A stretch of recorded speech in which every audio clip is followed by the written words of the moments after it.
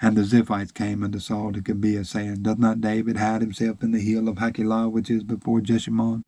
Then Saul arose and went down to the wilderness of Ziph, having 3,000 chosen men of Israel with him to seek David in the wilderness of Ziph. And Saul pitched in the hill of Hachilah, which is before Jeshimon by the way, but David abode in the wilderness, and he saw that Saul came after him into the wilderness. David therefore sent out spies, and understood that Saul was come in very deed. And David arose and came to the place where Saul had pitched. And David beheld the place where Saul lay, and Abner the son of Ner, the captain of his host. And Saul lay in the trench, and the people pitched round about him. Then answered David and said to Ahimelech the Hittite, and to Abishai the son of Zeruiah, brother to Joab, saying, Who will go down with me to Saul to the camp? And Abishai said, I will go down with thee. So David and Abishai came to the people by night, and behold, Saul lay sleeping within the trench, and his spear stuck in the ground at his bolster. But Abner and the people lay round about him. Then said Abishai to David, God hath delivered thine enemy into thy hand this day. Now therefore let me smite him, I pray thee, with the spear even to the earth at once, and I will not smite him the second time. And David said to Abishai, Destroy him not, for who can stretch forth his hand against the Lord's anointed and be guiltless? David said, Furthermore, as the Lord liveth, the Lord shall smite him, or his day shall come to die, or he shall descend into battle and perish. The Lord forbid that I should stretch forth my hand against the Lord's anointed, but I pray thee, take thou now the spear that is at his bolster, and the cruse of water, and let us go. So David took the spear and the cruse of water from Saul's bolster, and they gat him away. And no man saw it, nor knew it, neither awake, for they were all asleep, because deep sleep from the Lord was fallen upon them. Then David went over to the other side and stood on the top of a hill afar off, a great space being between them. And David cried to the people and to Abner the son of Ner, saying, Answerest thou not, Abner? Then Abner answered us and said, Who art thou that criest to the king? And David said to Abner, Art not thou a valiant man? And who is like to thee in Israel? Wherefore hast thou not kept thy lord the king? For there came one of the people, and to destroy the king thy lord. This thing is not good that thou hast done. As the Lord liveth, you are worthy to die, because you have not kept your master, the Lord's anointed. And now see where the king's spear is, and the cruse of water that was at his bolster. And Saul knew David's voice, and said, Is this thy voice, my son David? And David said, It is my voice, my lord, O king. And he said, Wherefore doth my lord thus pursue after his servant? For what have I done, or what evil is in my hand? Now therefore I pray thee, let my lord the king hear the words of his servant. If the Lord have stirred thee up against me, let him accept an offering. But if they be the children of men, cursed be they before the Lord. For they have driven me out this day from abiding in the inheritance of the Lord, saying, Go and serve other gods. Now therefore let not my blood fall to the earth before the face of the Lord. For the king of Israel is come out to seek a flea, as when one doth hunt a partridge in the mountains. Then said Saul, I have sinned. Return, my son David. For I will no more do thee harm, because my soul was precious in thine eyes this day. Behold, I have played the fool, and have erred exceedingly. And David answered and said, Behold the king's spear, and let one of the young men come over and fetch it. The Lord render to every man his righteousness and his faithfulness. For the Lord delivered thee into my hand today, but I would not stretch forth my hand against the Lord's anointed. And behold, as thy life was much set by this day in my eyes, so let my life be much set by in the eyes of the Lord, and let him deliver me out of all tribulation. Then Saul said to David, Blessed be thou, my son David.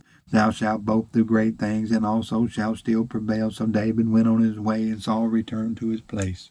And David said in his heart, I shall now perish one day by the hand of Saul. There is nothing better for me than that I should speedily escape into the land of the Philistines, and Saul shall despair of me to seek me any more in any coast of Israel. So shall I escape out of his hand. And David arose, and he passed over with the 600 men that were with him unto Achish, the son of Maoch, king of Gath. And David dwelt with Achish at Gath, he and his men, every man with his household, even David with his 2 wives, Ahinoam the Jezreelitess, and Abigail the Carmelitess, Nabal's wife. And it was told Saul that David was fled to Gath, and he sought no more again for him. And David said unto Achish, If I have now found grace in thine eyes, let them give me a place in some town in the country, that I may dwell there. For why should thy servant dwell in the royal city with thee? Then Achish gave him Ziklag that day, wherefore Ziklag pertaineth unto the kings of Judah unto this day. And the time that David dwelt in the country of the Philistines was a full year and 4 months. And David and his men went up and invaded the Geshurites and the Gezerites and the Amalekites, for those nations were of old the inhabitants of the land, as thou goest to Shur, even unto the land of Egypt. And David smote the land, and left neither man nor woman alive, and took away the sheep and the oxen and the asses and the camels and the apparel, and returned and came to Achish. And Achish said, Whither have ye made a road today? And David said, Against the south of Judah, and against the south of the Jerahmeelites, and against the south of the Kenites.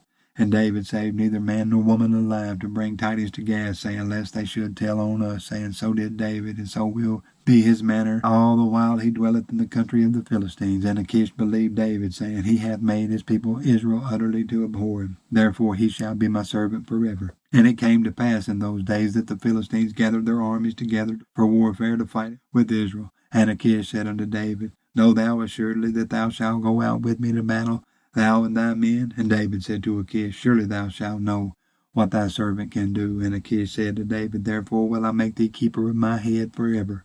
Now Samuel was dead, and all Israel had lamented him, and buried him in Ramah, even in his own city. And Saul had put away those that had familiar spirits and the wizards out of the land. And the Philistines gathered themselves together, and came and pitched in Shunem. And Saul gathered all Israel together, and they pitched in Gilboa. And when Saul saw the host of the Philistines, he was afraid, and his heart greatly trembled. And when Saul inquired of the Lord answered him not, neither by dreams, nor by Urim, nor by prophets. Then said Saul unto his servant, Seek me a woman that hath a familiar spirit, that I may go to her and inquire of her. And his servant said to him, Behold, there is a woman that hath a familiar spirit at Endor. And Saul disguised himself, and put on other raiment, and he went, and 2 men with him, and they came to the woman by night.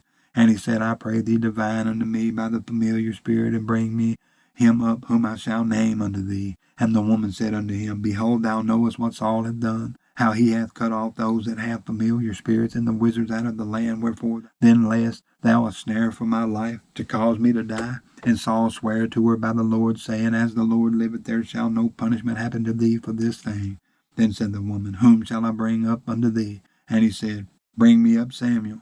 And when the woman saw Samuel, she cried with a loud voice. And the woman spake to Saul, saying, Why hast thou deceived me? For thou art Saul. And the king said unto her, Be not afraid, for what sawest thou? And the woman said unto Saul, I saw gods ascending out of the earth. And he said unto her, What form is he of? And she said, An old man cometh up, and he is covered with a mantle. And Saul perceived that it was Samuel, and he stooped with his face to the ground, and bowed himself. And Samuel said to Saul, Why hast thou disquieted me to bring me up? And Saul answered, I am sore distressed, for the Philistines make war against me, and God is departed from me, and answereth me no more, neither by prophets nor by dreams. Therefore I have called thee, that thou mayest make known unto me what I shall do. Then said Samuel, Wherefore then dost thou ask of me, seeing the Lord is departed from thee, and is become thine enemy? And the Lord hath done to him as he spake by me. For the Lord hath rent the kingdom out of thy hand, and given it to thy neighbor, even to David, because thou obeyedest not the voice of the Lord, nor executedst his fierce wrath upon Amalek. Therefore hath the Lord done this thing unto thee this day. Moreover, the Lord will also deliver Israel with thee into the hand of the Philistines, and tomorrow shalt thou and thy sons be with me. The Lord also shall deliver the host of Israel into the hand of the Philistines. Now Saul fell straightway all along on the earth, and was sore afraid because of the words of Samuel. And there was no strength in him, for he had eaten no bread all the day nor all the night. And the woman came unto Saul, and saw that he was sore troubled, and said unto him, Behold, thy handmaid hath obeyed thy voice, and I have put my life in my hand, and have hearkened unto thy words which thou spakest unto me. Now therefore I pray thee, hearken thou also unto the voice of thy handmaid, and let me set a morsel of bread before thee, and eat, that thou mayest have strength when thou goest on thy way. But he refused, and said, I will not eat. But his servants, together with the woman, compelled him, and he hearkened unto their voice. So he arose from the earth, and sat upon the bed. And the woman had a fat calf in the house, and she hasted and killed it, and took flour, and kneaded it, and did bake unleavened bread thereof. And she brought it before Saul and before his servants, and they did eat. Then they rose up and went away that night.